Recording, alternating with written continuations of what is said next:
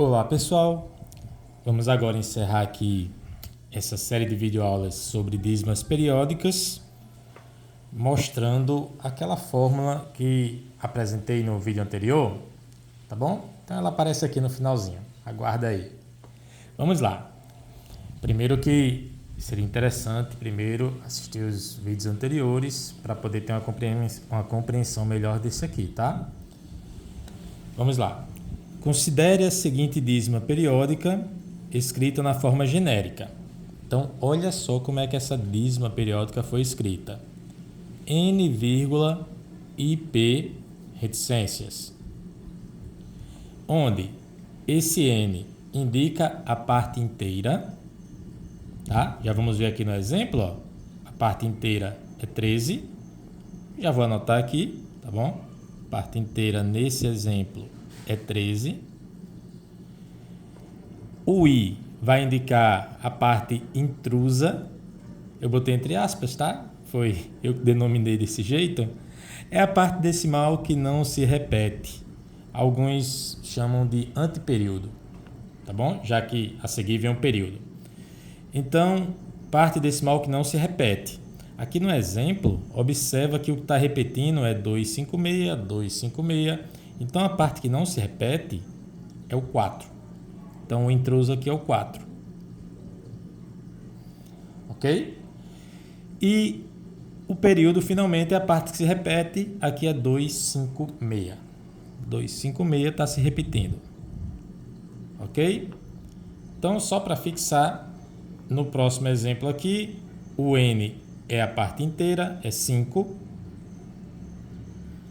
A parte intrusa dessa vez é o 31. E o período é o 7. Muito bem. Então, compreendeu aqui essa escrita genérica de uma dízima periódica. E aí, segue que, tá? A gente vai fazer o processo parecido com o que resolvi os problemas anteriores, só que lá era mais fácil porque eram com números, né? Agora vamos fazer uma sopa de letrinhas. Então, note que, primeiramente, eu iniciei os exemplos igualando a dízima periódica a x. Então, estou fazendo o mesmo aqui. Tá bom? Então, x igual a n, ip. Parte inteira, vírgula, intruso, parte periódica. Parte que se repete. Certo? Lá nos exemplos anteriores, era a hora agora de multiplicar, não é? Os dois lados. Lembra que eu multiplicava por 10, às vezes por 100, eventualmente por 1000, sempre por potências de 10. E aí, genericamente, eu vou fazer o mesmo, multiplicando os dois lados por potências de 10, tá? Com o objetivo inicial de fazer essa vírgula deslocar daqui para cá. Aparentemente, estamos vendo só uma casa decimal, então seria por 10, tá? Mas é só aparentemente, porque esse i, nesse exemplo aqui, ó, foi só o 4. Foi só uma casa decimal. Nesse outro exemplo, foram duas casas decimais. Então, eu preciso deslocar essa vírgula uma certa quantidade de casas decimais igual à quantidade de algarismos da parte I, da parte intrusa. Então, eu vou escrever genericamente assim, ó. Vou multiplicar por 10 elevado a A. Tá? E aí, eu vou dizer que A, vou escrever aqui do lado, ó, onde A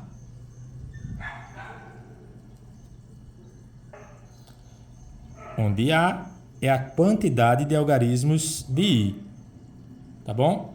Então, se I só tem um algarismo, a vírgula vai deslocar somente uma vez, porque A vai ser igual a 1, vou estar multiplicando por 10. Se I tem dois algarismos, então a quantidade de algarismos vai ser aqui o valor de A, 2. Vou multiplicar então por 10 elevado a 2, dá 100, vai deslocar duas vezes, entendeu?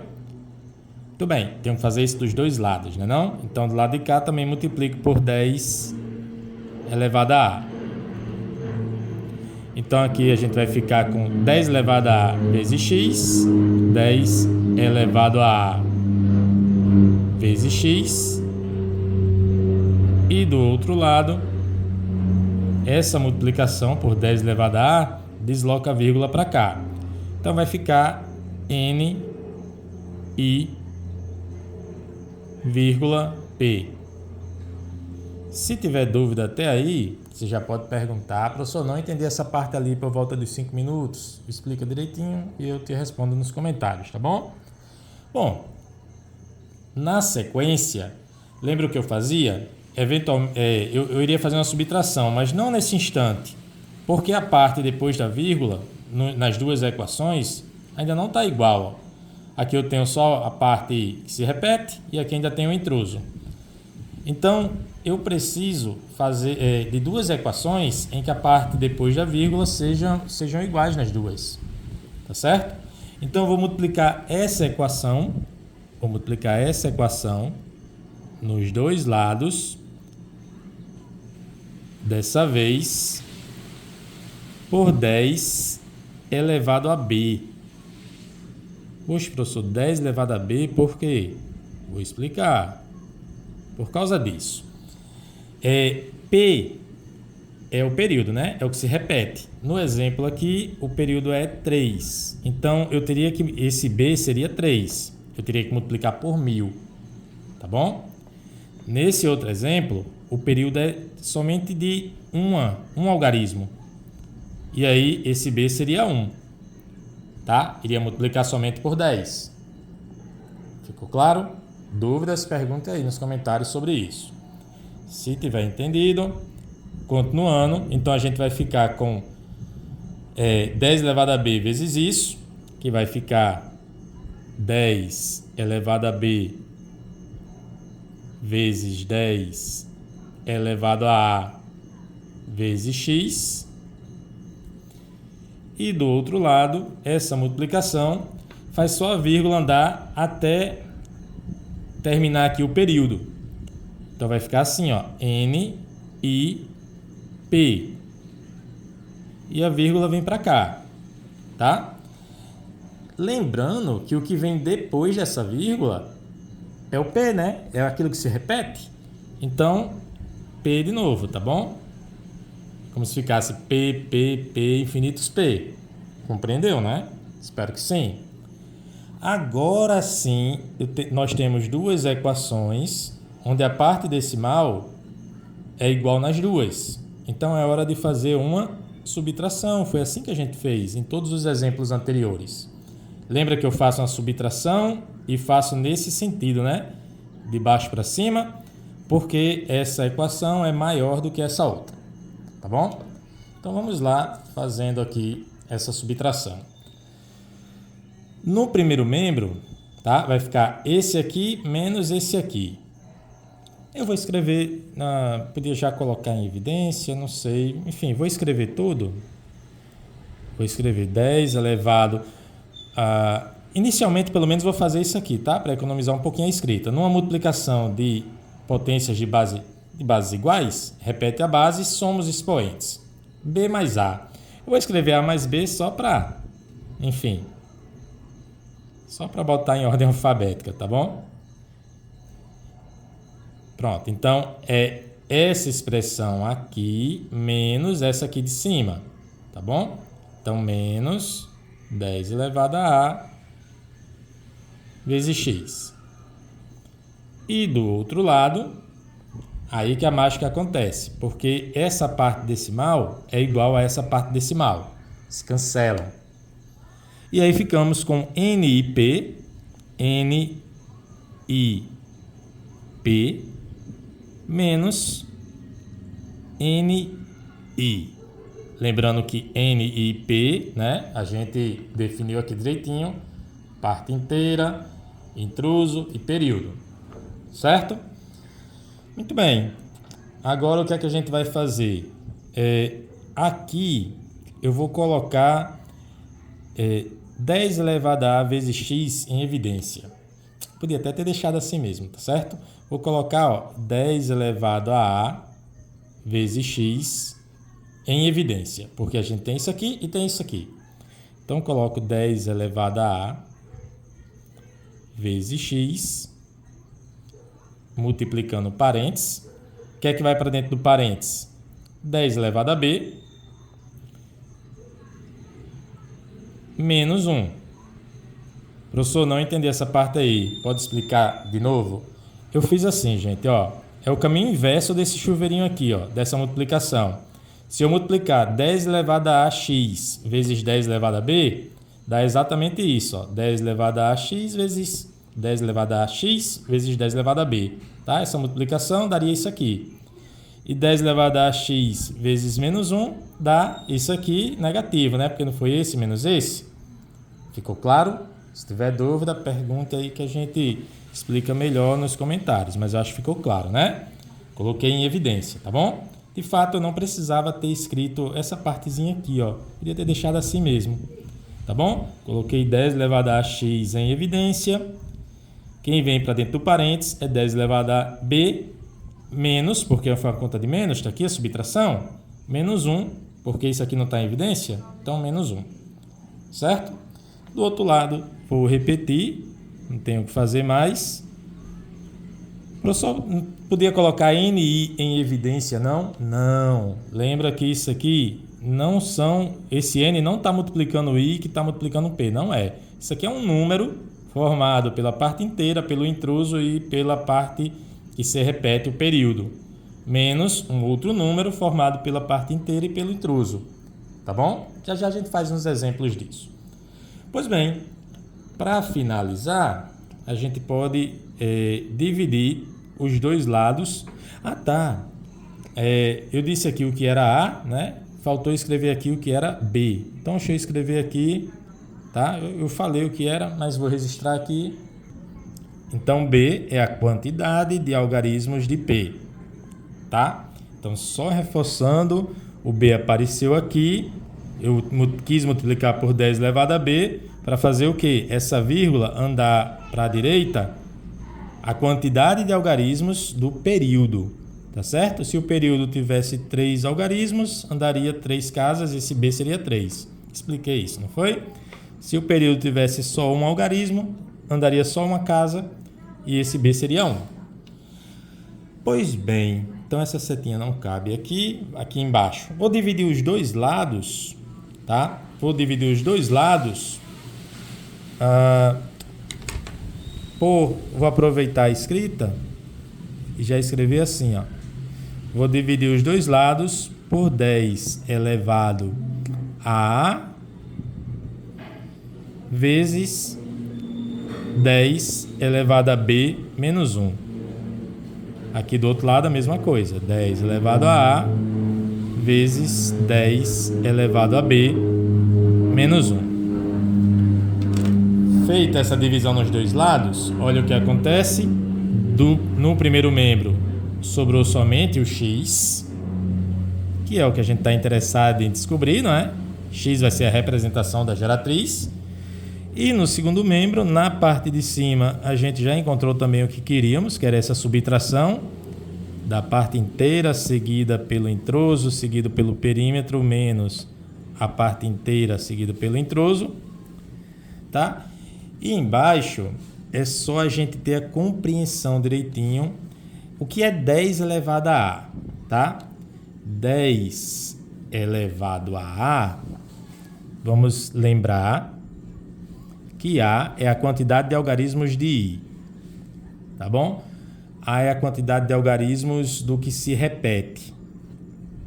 Muito bem. 10 elevado a A é o mesmo que o número 1 seguido de zeros. Quantos zeros? Uma quantidade A de zeros. A zeros, tá? Se A for 1, vai ser só um zero. Se A for 2, vão ser 2 zeros, tá certo? E A é a quantidade de algarismos de I. Nesse exemplo, A é 1, seria só um zero. Nesse outro exemplo, A é 2, seriam 2 zeros. Ok? E 10 elevado a B. O que é 10 elevado a B? Mesmo raciocínio, tá? Ah, mas aqui é 10 elevado a b menos 1, tá certo? 10 elevado a b menos 1. Bom, 10 elevado a b seria mesmo raciocínio, o número 1, seguido de uma quantidade de zeros, essa quantidade igual a b, b zeros, menos 1. E aí observa o que acontece. Só pensa assim, se b for 1, b é a quantidade de algarismos de p, tá? Se o período for 1. Se b for 1, vai ficar 10 menos 1, né? Vai ficar 9. Entendeu? Se b for 2, vai ficar 10 elevado a 2 dá 100 menos 1, vai ficar 99. Se b for 3, 10 elevado a 3 menos 1, vai ficar 999. Então, isso aqui vai ficar uma quantidade de noves, tá? Quantos noves? Igualzinho a quantidade b, tá? B algarismos noves. Como eu dizia, b algarismos noves, tá? Pois bem, então com essa interpretação, vamos lá. Vou só inverter aqui esse carinha, que é esse aqui, ó. Vai ficar o número 9 repetido uma quantidade b,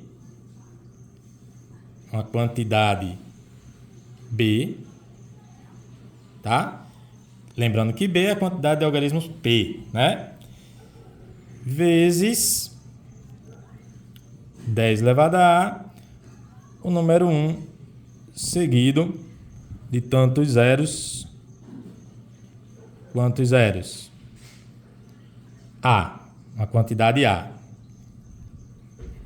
Quantidade A. Bom, note que a gente ainda consegue simplificar um pouquinho mais e finalmente, né, a gente termina aqui a demonstração. Em cima não altera nada, só terminar a compreensão do que aconteceu embaixo. Então, esse 9 vai repetir quantas vezes? Como já dito aqui, uma quantidade b, tá? E ele vai multiplicar essas quantidades de 9 aí, vão multiplicar o número 1 seguido de uma quantidade a de zeros. Em outras palavras, o 9 vai multiplicar 1, vai dar 9. Então, é só agora colocar, já não é mais vezes, é um zero acompanhando aqui, ó. Esse zero, uma quantidade a de zeros. Ok? Bom, para a gente fechar e ficar a compreensão boa mesmo, vamos pegar um exemplo. Vou usar o exemplo que apareceu aqui, ó, esse 5,31777. Ok? Então, como é que a gente faz? X vai ser igual NIP é a parte inteira, mais o intruso, mais o período. O período vai até 7, ó. Então, vai ficar 5.317 menos NI é sem o período, né? É a parte inteira mais o intruso. Então, 531. Ok? Embaixo vai ter um 9 correspondente a quê? A quantidade B, que é a quantidade de algarismos de P. Então, é só um 9 porque só tem o período é 7, só tem um algarismo. Tá? Então, só um 9. Só um algarismo 9. Só um 9. Certo? Seguido de quantos zeros? 2 zeros. Por que 2 zeros? Porque 0 é a quantidade A é a quantidade de algarismos do intervalo. E o intervalo aqui são 2, ó. Então, 2 zeros, 2 zeros. Certo? Pronto. Faz aqui essa subtração. Essa subtração dá 4.786 dividido por 900. Teste aí na calculadora, 4.786 dividido por 900, para ver que vai dar 5,31777. Ok? Dúvidas, postem nos comentários. Até a próxima aula.